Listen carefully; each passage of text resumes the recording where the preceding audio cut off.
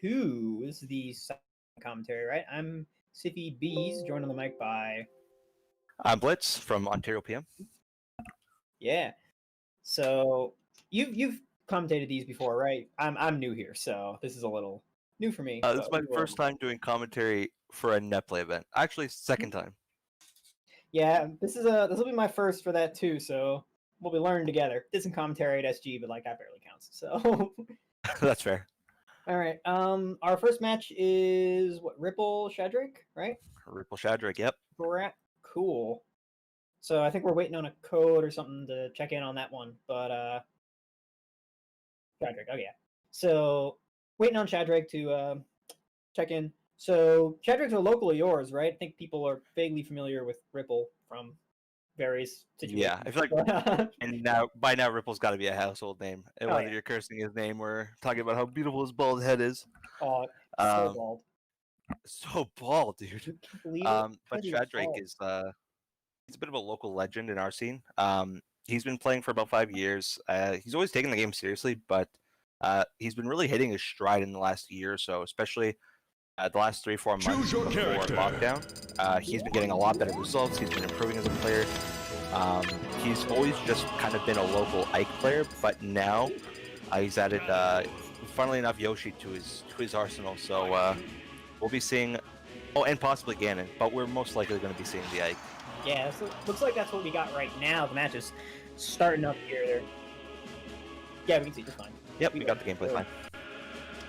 Yeah, so they're Ripple on Ganon and Shadrick on Ike, I think. Yep. Right? Yeah. That looks like it must have been a ban first from Ripple. From Ripple, yeah, I would assume. Don't feel like you hopefully going to see. As Ike, I'd probably want to get rid of Battlefield and probably Green Hill.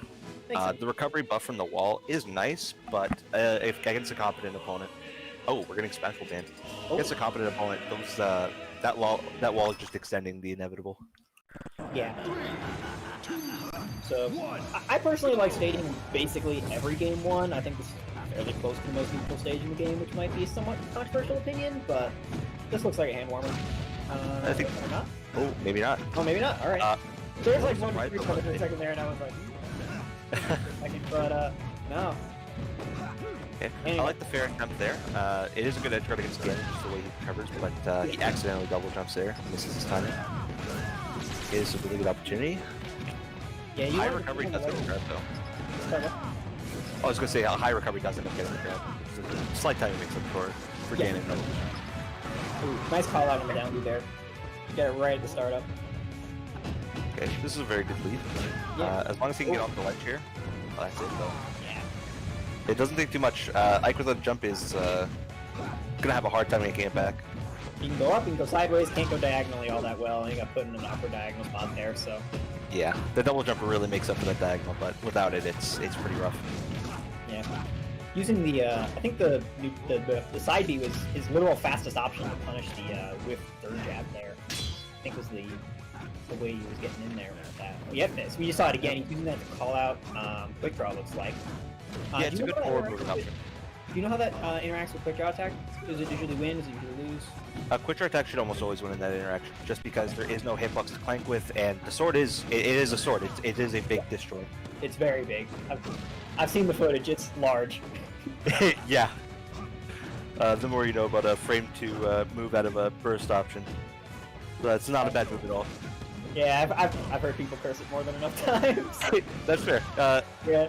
I've definitely heard it my fair share over the last 8 years. Oh.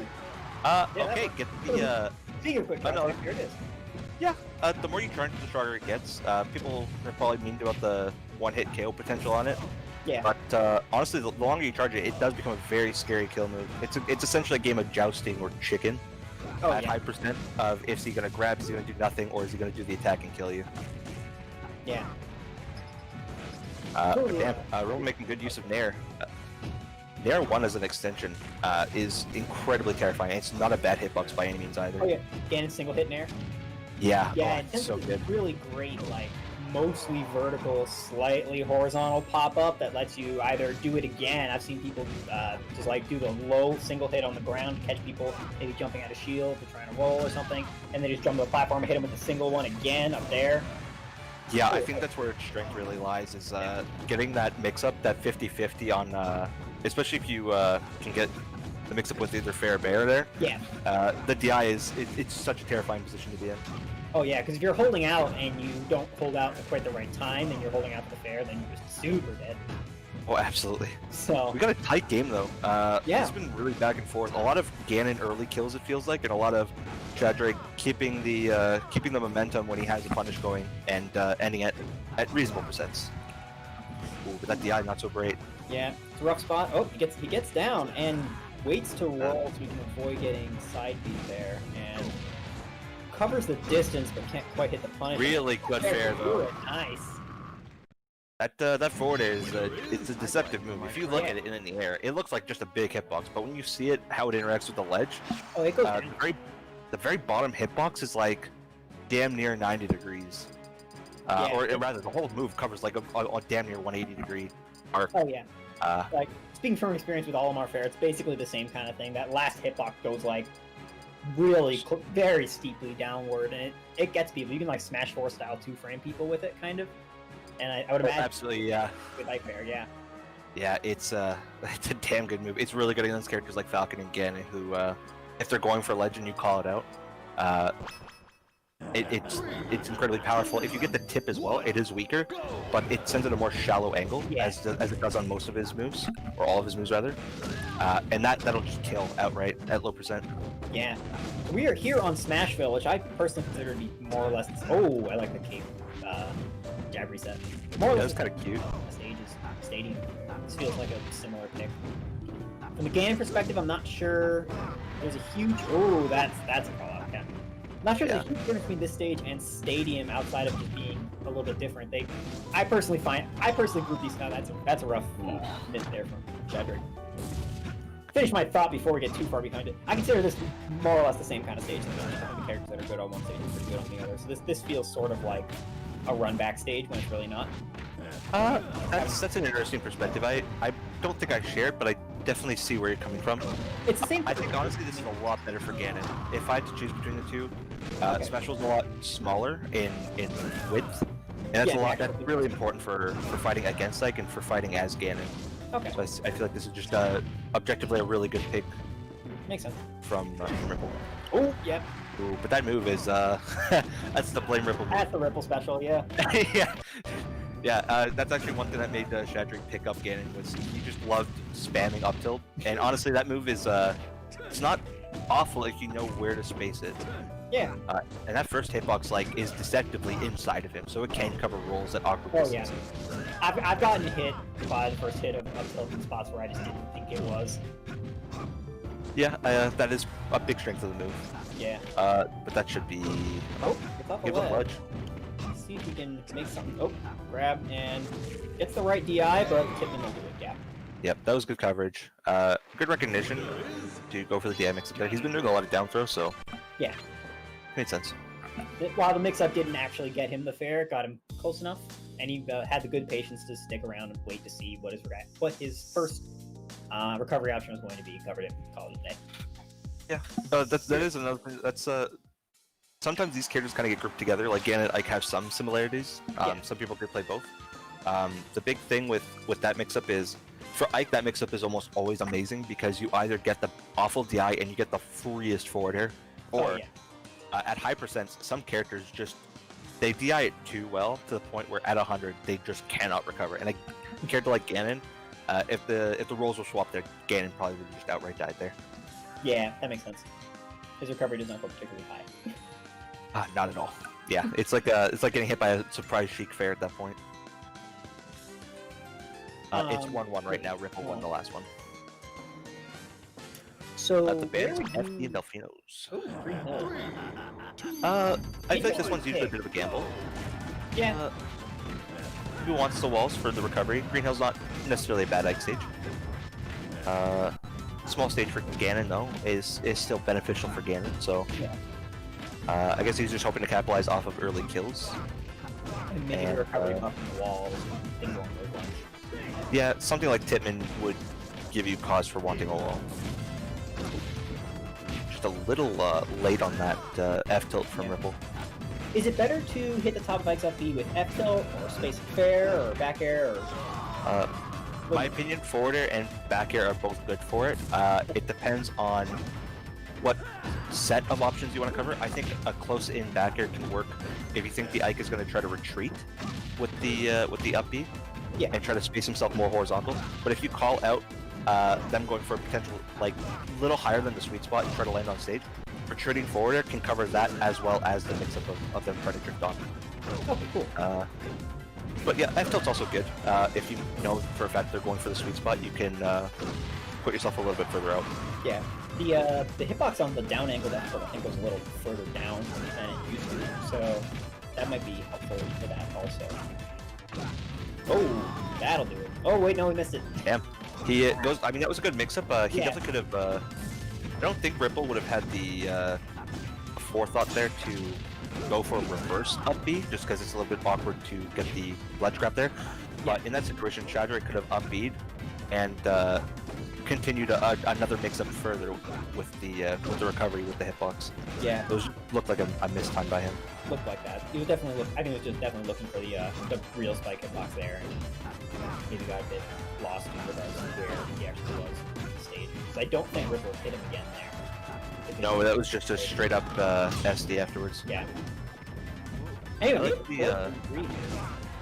I like the patience from Ripple so far. His recoveries have been he's been making them up well. That's a good F tilt, by the way. Yeah. There are multiple ways to fight against Ike up B, and that is one of them. Is to wait for right before he starts to descend. You can throw a hitbox out there. Yeah. Gets the DI mix up, and okay, up air will kill. All right.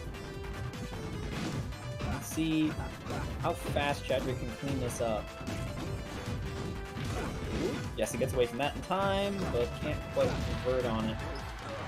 Fair will do it, yeah. Little late on the ledge dash there, does get punished. Ooh, gets away with a nair at 0. Falling from such a great height too. Oh, a bit of a spicy option there. Yeah. Alright. Looks like Ripple's trying to swing his way in. I would like to see some more defensive up tilts and F tilts from Shadrick. Yeah. Oh, I like that nair. Ooh. Oh, there. He's gonna down B. Guard, and that'll do it. Okay, Alright. Shadrick over Ripple. Shadrick over Ripple.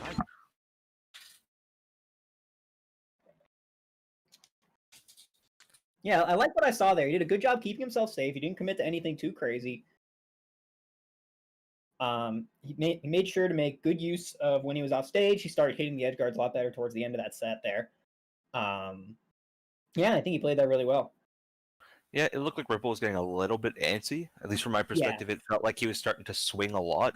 I don't think he wanted to play the mid-range game anymore with Ike, so I felt like he wanted to do what he could to at least play some sort of mix-up game, but play a lot closer up. So he would try to push forward regardless of what Ike was doing, it felt like, just because he wanted to make sure he was out of that quick draw threat range. Makes sense. Yeah, very good stuff to Shadrick. Yeah.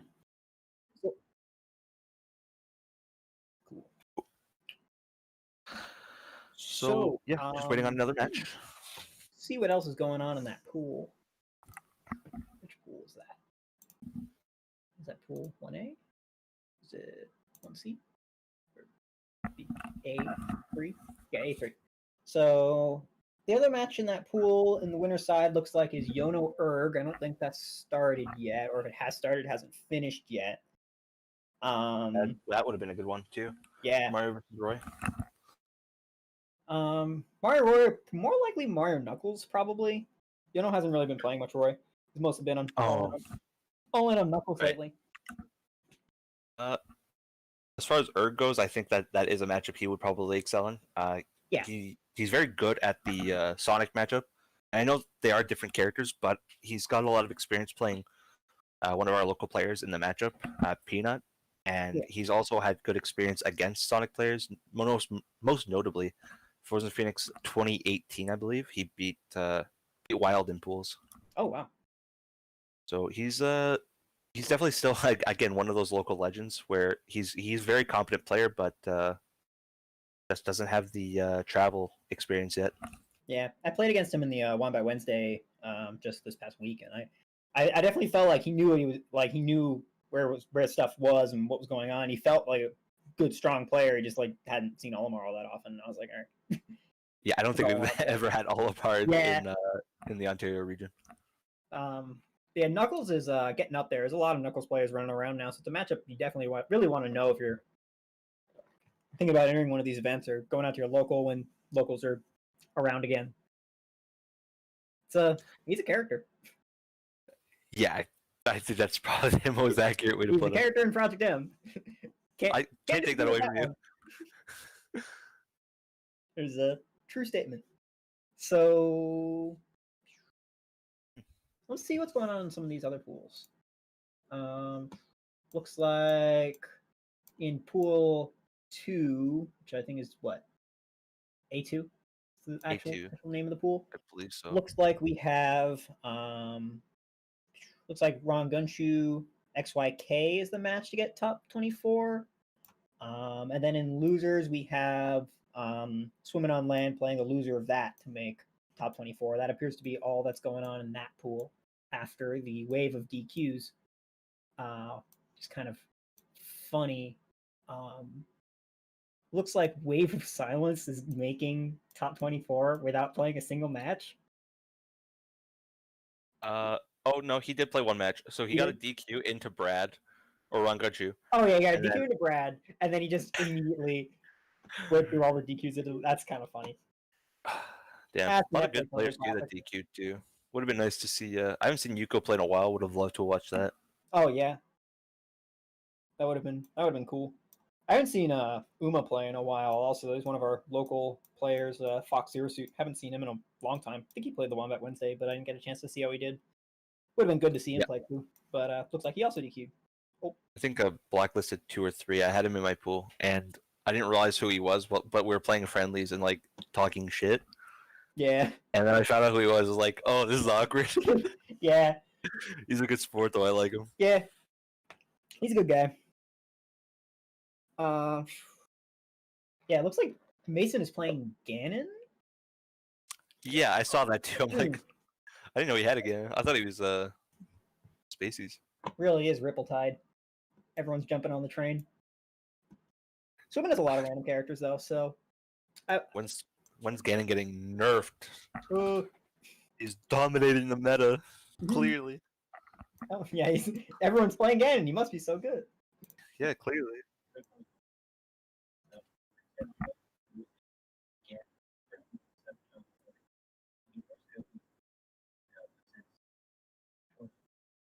Yeah. And now he lost in pools to Shadrick, up and coming Ike main legend. Protege of Blitz, presumably. We are literally, there's a meme in Ontario, and it's, I don't know if you guys know who Zukon is, but he beat a player who shall not be named, who's in this bracket, and they called him the safer, smarter Ike. So now anytime an Ike gets results in Ontario, they're literally just the safer, smarter Ike. So I've had to deal with that for the last couple of years too. Yeah. Good times. I had that when CP9 lived in Mass. He was the safer, smarter Olimar. But I don't think anyone like put that to words, but that was just like kind of how it worked out playstyle wise. Because I just like run at people. It's the energy. You could feel the energy of it. Oh yeah. We played like losers semis, losers like quarters, literally every week with an Olimar Ditto on stream. An unrelated story, we never had all that much viewership. Gee, I wonder why. They just don't appreciate the character. Yeah, they just don't understand the artisanship, artisanal value. Yeah. Yeah. We haven't had an Ike in our region in a while. We had Vorpal, but he retired to play Real Fighters. Unfortunate. Yeah, that Vorpal sounds like a familiar name. Which fighting game did he start playing? He was playing some Melty, he was playing some Guilty Gear. He was playing some Blaze Blue. I'm not super sure what he's up to at the moment. I haven't talked to him in a little while, but I probably should. Yeah, a bunch of people in Mass are looking to pick up Melty, at least on the side, so I think we're starting to learn that. Get that new Guilty Gear coming out. Like that. So, you play the Melty of Smash, and might as well play the real Melty. I guess good point. Yeah. Which has more clout at this point? Do we know what's up next? We're still looking. It looks like there's a bunch of DQs in that one pool, which kind of leaves us with not much. Let's see if, and a bunch of DQs in every pool, it looks like. Yeah. Might be able to follow the saga of Ripple.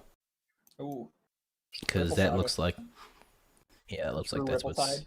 actually being played right now. Yeah, Ripple Neener.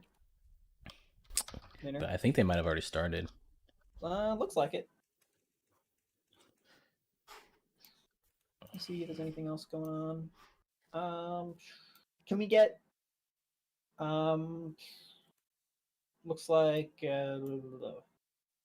not Chris's match. No, that one already started.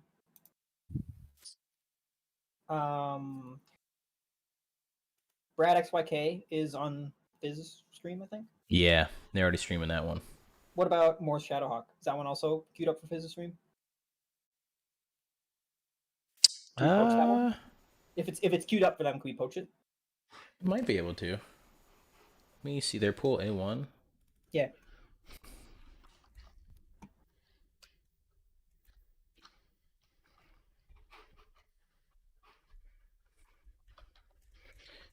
Yeah, it looks like most of the matches are waiting on something or other here, so you can listen to the sound of our beautiful voices in the meantime.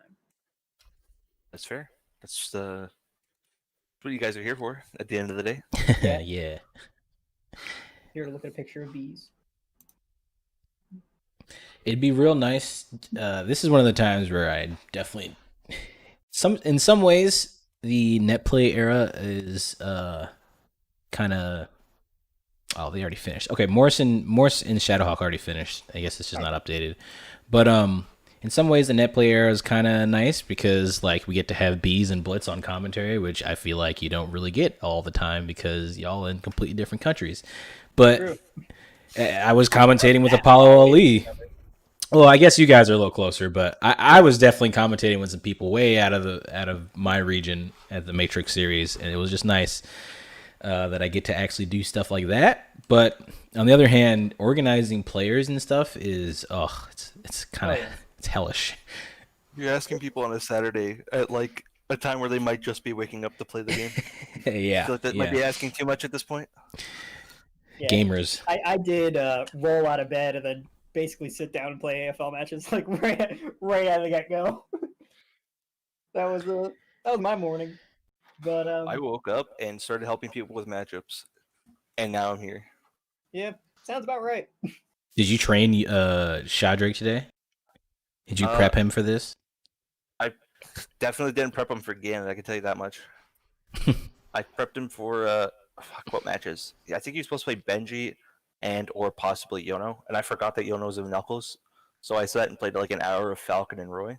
So that may or may not have helped. I think the combo weight's similar. So yeah, I feel like comboing Roy and what's his face? Knuckles is pretty similar. Although I feel like Knuckles is easier to combo because for whatever reason he just like goes nowhere until he dies. Yeah. At least that's how it feels with Sonic. Yeah, I can see that.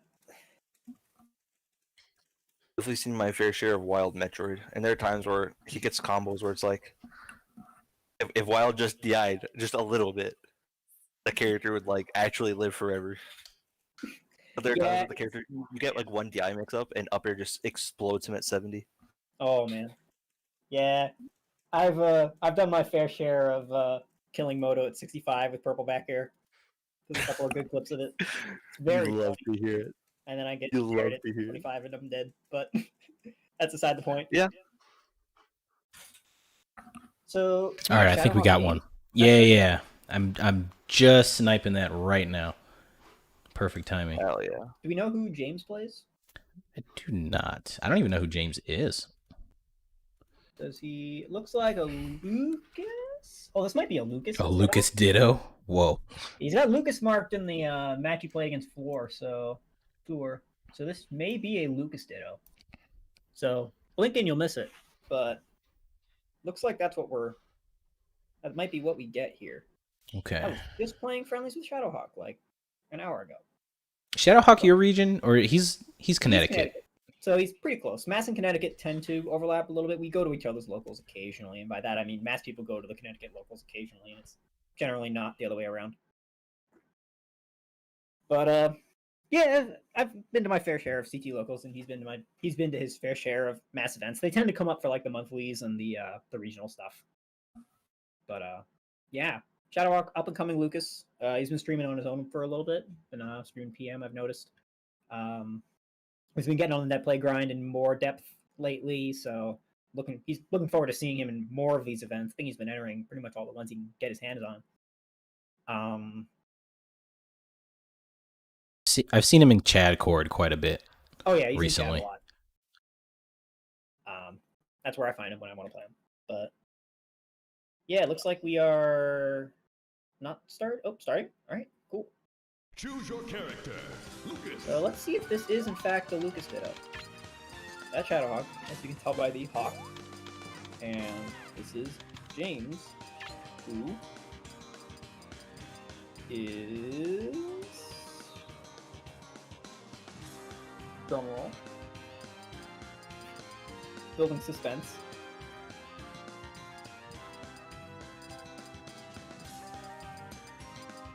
Also a Lucas player, looks like. Yeah, this is gonna be a Lucas Ditto. Alright, this should be neat. Huh. I don't see that very often. Looks like they're probably doing a hand warmer here. One, go! Oh, what is this Lucas skin? That is neat. Damn, they actually just gave him the mask. Dang. Yep, this is what we're in for. Lots of DJC fair magnet cancel stuff. Alright, looks like going for real bands now.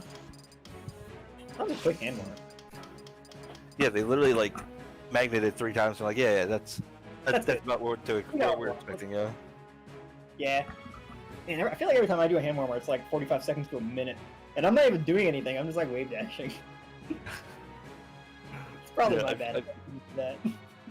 I feel like I definitely take about that time too. Yeah. Like I feel like 10 seconds is like not enough. Like what am I gonna do? Like can I do the things that I like always drop last day at last dogs? That you know, the dashing forwarder off of the brain dead kill confirm. Oh. Womp womp. Yeah. Or the hard stuff like all the dumb pivots and stuff that you can do in this game with the tap jump off. Yeah. I mean, my hand warmer is mostly just like, can I ledge dash today? The answer is usually no. But sometimes it's yes. Every once in a while. Dude, isn't the worst part though when you practice the ledge dashes right before and it's like you're not hitting them at all? You're like, oh, yeah, I guess play bracket now. Ledge dashing today. Somehow I get the sense that that might not be a problem between these two players. They probably have a better command next skill than I do. I mean, I'd hope so if they're in bracket right now. At least in the moment. It'd be nice to see some clean ledge play. So one of the things I've noticed just from playing as Shadowhawk lately is he's really good at keeping himself safe from panic options. So when you're looking at him, keep an eye out for the situations where James gets a chance to break out of something, and Shadowhawk is generally very good at covering whatever the option his opponent would mash out of his turns. That's what, from my experience playing against him, that's what I've been getting caught by a lot. So I'm interested to see how James can cover that in his own combos. It's an interesting thing to point out, but well, I guess we'll see. I mean, what would Lucas want to break out with? Probably DJC up air if possible, or DJC up air. Nair is not bad. Reasonably fast. Magnet, reasonably fast.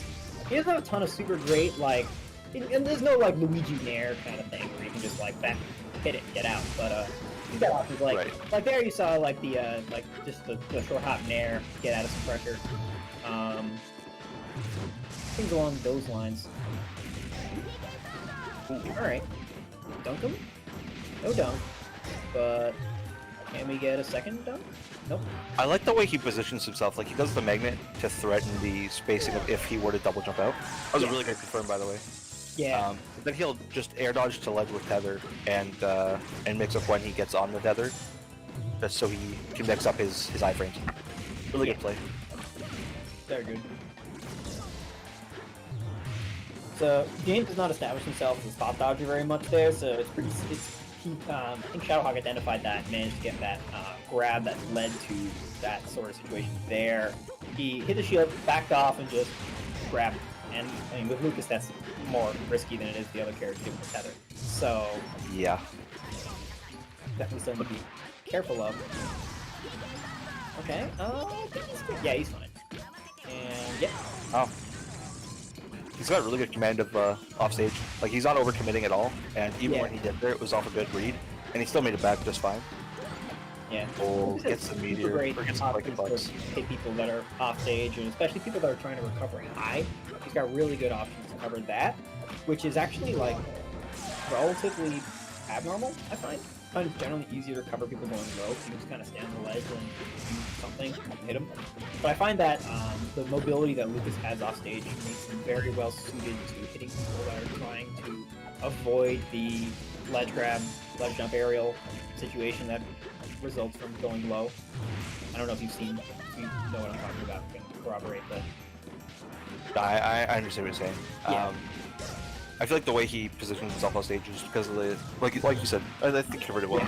The way he's honestly really good at shifting his hurt box as well, just because of things like Beer vs Magnet. Yeah. And Beer even when he goes from yeah, that's enough. yeah. Sorry.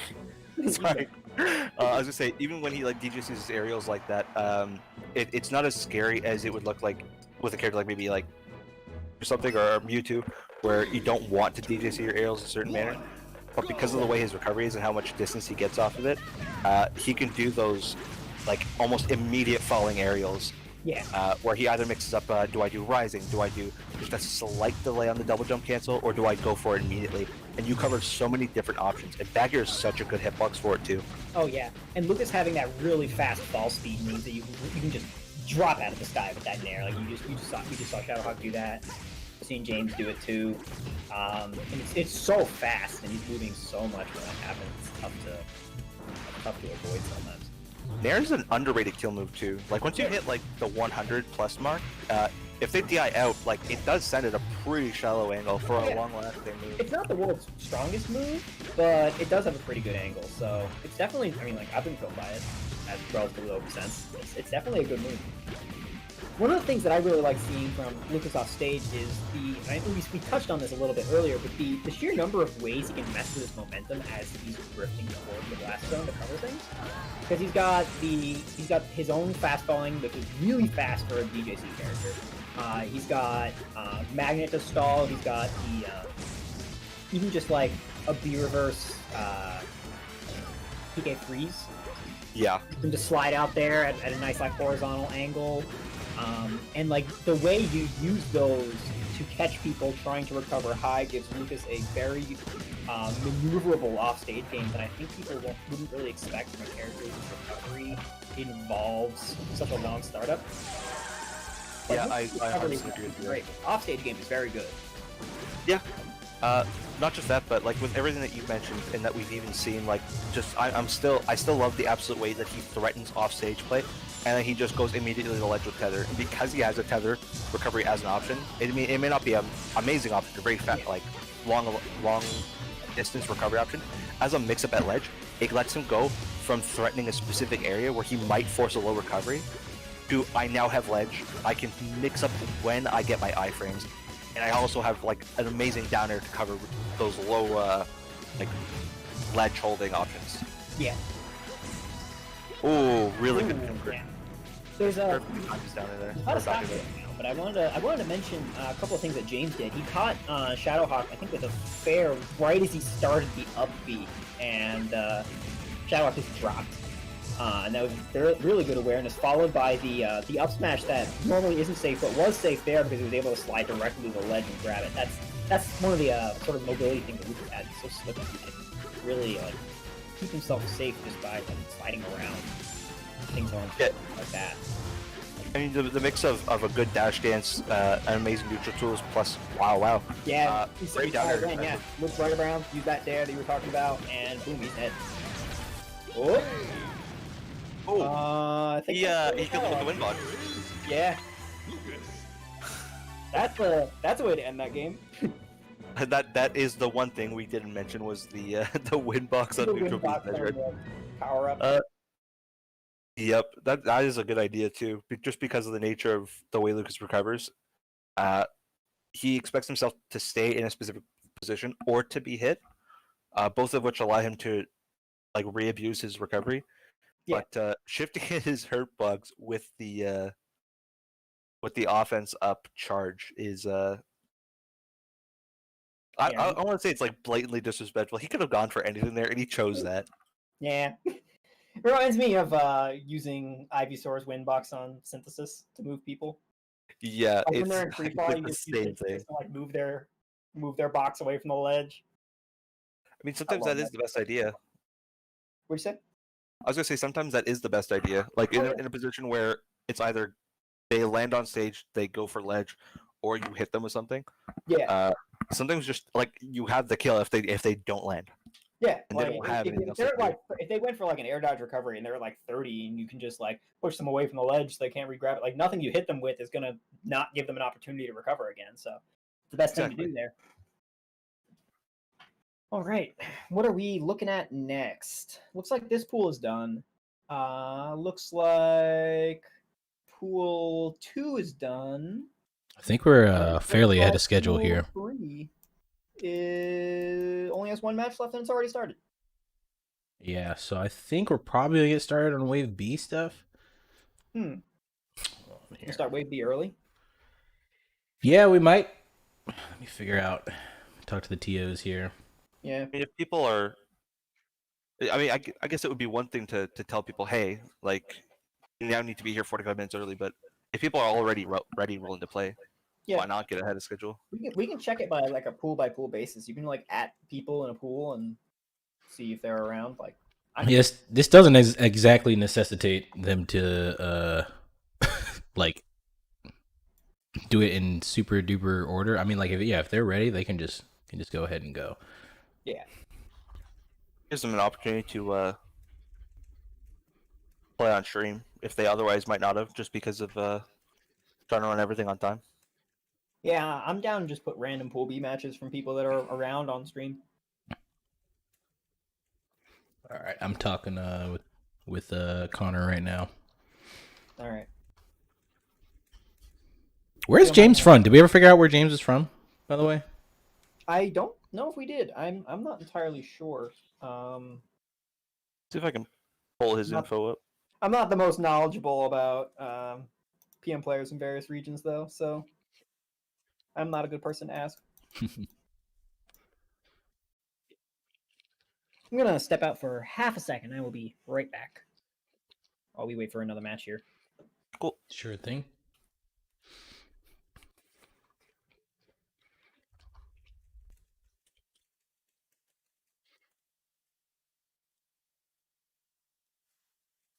It says Connecticut.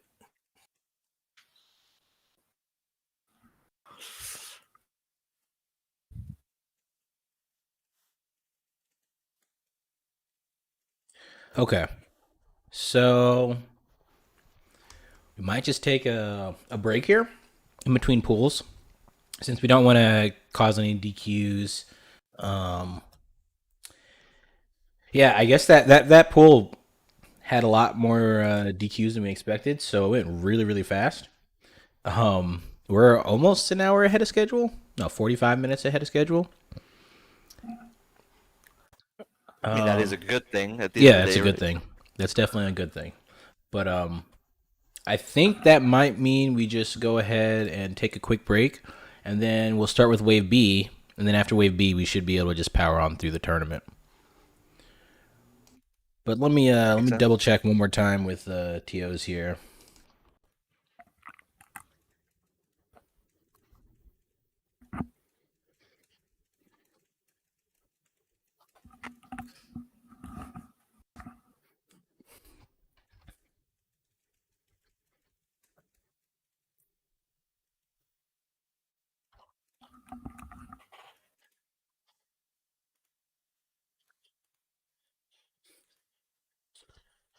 Yeah. Okay.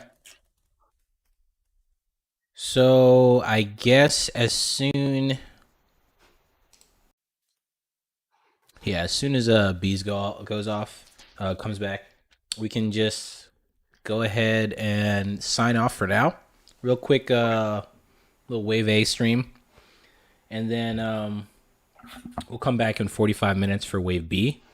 Gotta say, thanks Blitz for holding it down. I know had to scramble there a little bit, but I do appreciate you being able to help me out last minute here.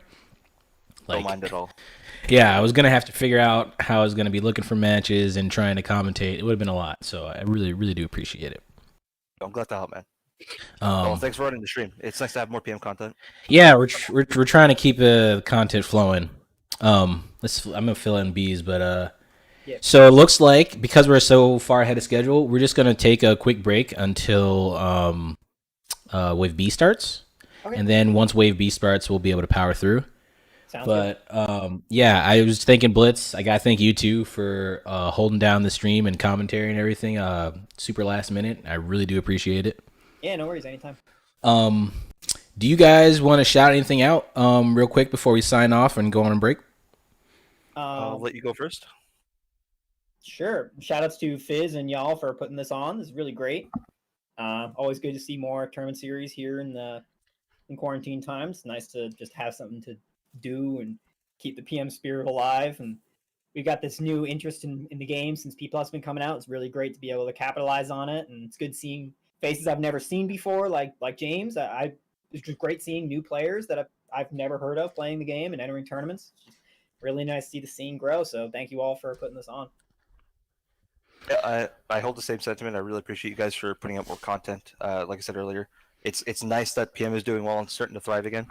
If I can be a little self-centered, follow twitch.tv/AriesBlitz95 if you want to see me absolutely beat Rongunshu's ass.